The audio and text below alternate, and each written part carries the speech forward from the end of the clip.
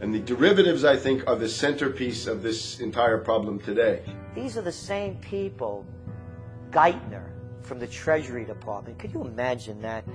Now we have the U.S. Treasury Secretary, who also is a Robert Rubin protege of the Larry Summers Group, that dismantled Glass-Steagall and broke apart the regulations that would have prohibited the banks and brokerages from becoming these criminals.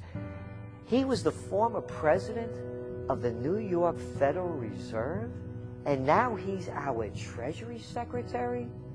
And as we all know, the Federal Reserve is as federal as Federal Express. It's a private bank. And now we've put this guy in charge of it? I mean, Wall Street has hijacked Washington in broad daylight. Every single one of his appointments support the status quo. Every one of his appointments are there to screw the American people.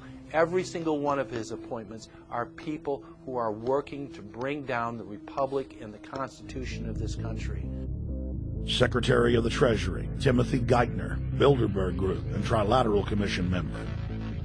Secretary of State, Hillary Clinton, is a Bilderberg and CFR member. She is also married to Trilateral Commission member William Jefferson Clinton. Ambassador to the United Nations, Susan Rice, Trilateral Commission. National Security Advisor General James L. Jones, Bilderberg, Trilateral Commission, and CFR. Deputy National Security Advisor Thomas Donilon, Trilateral Commission, CFR. Special State Department Envoy Henry Kissinger, Bilderberg Group, Trilateral Commission, and CFR. Chairman, Economic Recovery Committee, Paul Volcker, Bilderberg Group, Trilateral Commission, Council on Foreign Relations. The Director of National Intelligence, Admiral Dennis C. Blair, Bilderberg Group, Trilateral Commission, CFR. Secretary of Defense Robert Gates, Bilderberg Group, Trilateral Commission, CFR. Deputy Secretary of State James Steinberg, Bilderberg Group, Trilateral Commission, CFR. State Department Special Envoy Richard Haas, Bilderberg Group, Trilateral Commission, and President of the CFR.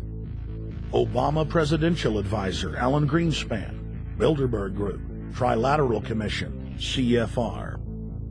State Department Special Envoy Richard C. Holbrooke, Bilderberg, Trilateral, CFR. And the list goes on and on. Even if Barack Obama were the most wonderful person in the world, he was groomed and brought to power by the global elite to carry out their agenda. Humanity must look past Obama and realize that presidents come and go, but the shadow government and their program of global enslavement continues. How could people be so stupid and gullible to believe a bunch of political people? So people who voted for Obama were trying to express, I think, first of all, something worthwhile. The hatred for Bush, Cheney, the neocons, the desire to punish the Republicans for their adventures, their police state, and their economic depression. The second question was on the economy. People felt that Bush was selling them down the river into a world depression. He is, of course, the new Herbert Hoover in that regard, so they were trying to get something different from that. The tragedy, of course, is, and this is really why Obama was groomed and prepared over a period of almost 30 years now, that Obama is there to frustrate and to deceive all of those hopes. Obama is a cruel hoax. He's a bogus sham. He's an absolute denial of everything that you'd expect from an American president. It is very disturbing to see well-meaning people falling for high-tech propaganda over and over again. It happened after 9/11. The American people en masse were swept into a mob psychology, irrationally throwing their common sense to the wind and doing whatever the administration told them to. The general public eventually caught on to the fact that George W. Bush was a deceitful thug and that the economy was in freefall. In the midst of it all, Barack Obama was there, speaking out against the abuse of the people at the hands of the establishment. With the election of Barack Obama, the world rejoiced that the United States was no longer in the hands of madmen. But unfortunately for humanity, this was another vicious fraud. I want to like the guy. He speaks gently, he's intelligent, he seems to be a man of peace, he is just as charismatic as they come. But you know what? Is that a tree is really, really measured by the quality of its fruit.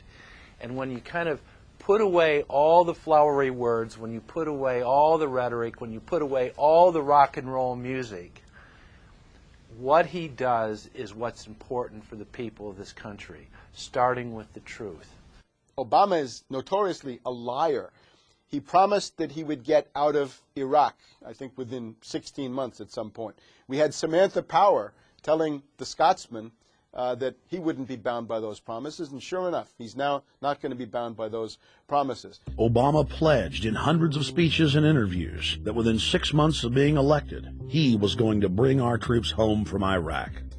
But after he was inaugurated, the story changed. Now he said that they would look at bringing some of the troops home in 16 months. 2 weeks later, his story had changed again.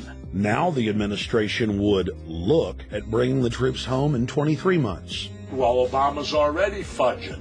He's fudged since day one in this election, where he first said we're getting out. Well, now it's a timetable, and now it's da-da-da, because they're getting to him. They're understanding that, and he ain't going to be able to get him out because people more powerful than him got us in.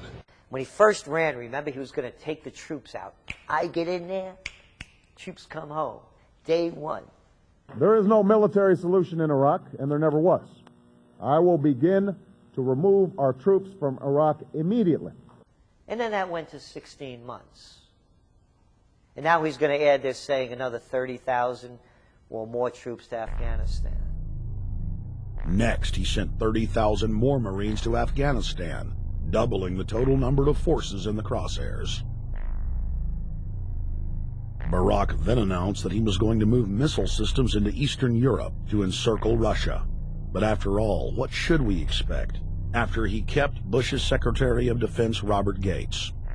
The outcome of this policy is if you're constantly meddling near the Russian borders with these fascist creeps, IMF, NATO agents like Yushchenko of Ukraine, or Saakashvili of Georgia, or these Kaczynski twins in Poland, or various collections of people in Latvia, Lithuania, Estonia, you're tied to these gangsters, and if they decide to start a war, that rapidly escalates into thermonuclear World War III. This is worse than the neocons. Bush and Cheney never got as far as Brzezinski, Soros, and the other people running Obama. Barack Obama swore that he would vote to repeal the Patriot Act, but then he voted for its reauthorization. Obama decried the Bush administration's illegal warrantless wiretapping of the American people. Then he voted to legalize it. Obama pledged that he would filibuster any attempt to give retroactive immunity to the telephone companies, the telecom companies, except he then turned around and voted for that bill. Most people don't know, for example, that he voted to reinstate the Patriot Act and more government wiretapping. Candidate Obama told desperate factory workers in speech after speech that he was going to renegotiate NAFTA and GATT to make it more fair for American workers. It is absolutely true that NAFTA was a mistake. But then his campaign was caught sending out memos to top corporate leaders, telling them not to worry and that it was just campaign rhetoric. We had Obama saying, you know, I'm against free trade. I don't like NAFTA and all those free trade sellouts. We had Austin Goolsbee going to the Canadian diplomats and saying, don't mind him. He's just popping off. That's just election-era rhetoric. Doesn't mean anything. Presidential candidate Barack Obama was publicly criticizing the North American Free Trade Agreement in a bid for votes, but privately telling Canadian officials not to worry about it. He said that he was going to bring us peace in the Middle East. He said that he was going to bring us transparency and a balanced economy. He said that he was going to not have lobbyists. He said he was going to clean up government. He said he was going to work for the environment. And point by point by point, within the first month of his inauguration,